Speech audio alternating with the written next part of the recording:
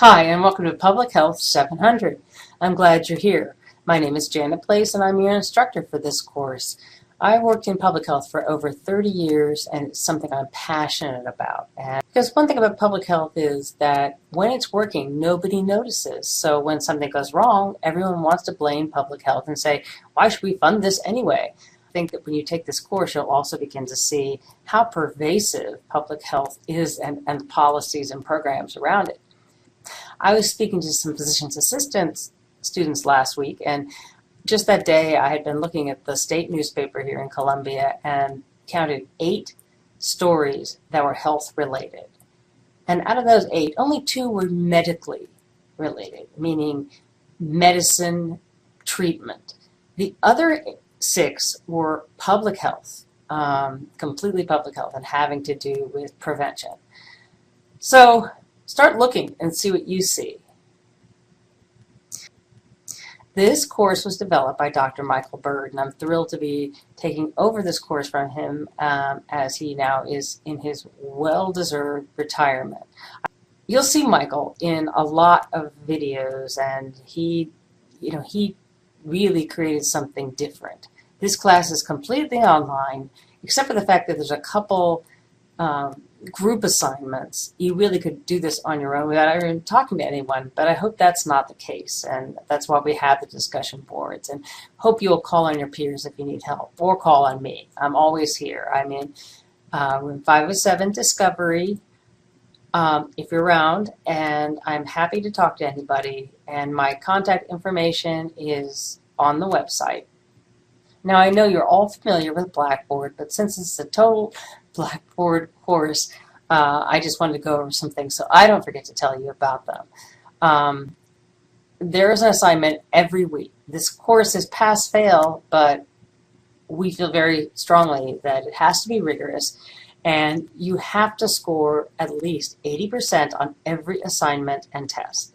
If you don't score an 8 or above, on a 10-point scale, you'll be asked to redo something. And it's really important that you do that because we cannot pass you unless you get that 8 or above. And the reason we do that is because we need to have some accountability that you've actually looked at the stuff.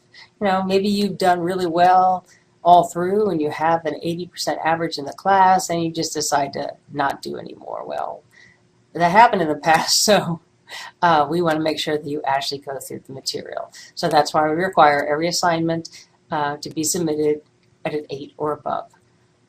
As far as assignments go, as you see on this, there is a list under the assignments tab over here, and along with that there's a grading rubric, which I won't open right now, but basically make sure to look at that because that's going to give you the information you need for participating in a group discussion, and also in writing journals, which is another common assignment for this. There'll be a lot of journal writing. And the third type of assignment that you'll get is an FB data kind of assignment, and for each of those there'll be a sheet that you can download. On this assignments page, it may not be as comprehensive as you would like. So if that's the case, make sure to open the document. That's the assignments. There are 12 learning modules with packed full of a lot of information, and just a caveat, this course is usually 14 weeks long when it's taught in the spring and the fall. So because this is a 12-week course and the first time it's been taught in the summer, I had to move some stuff around, and so some things ended up in different modules. So if you have an assignment and it says something on it, it has the wrong assignment number on it, don't worry about it. It's the right one. It just means that I put it in a different module for the summer.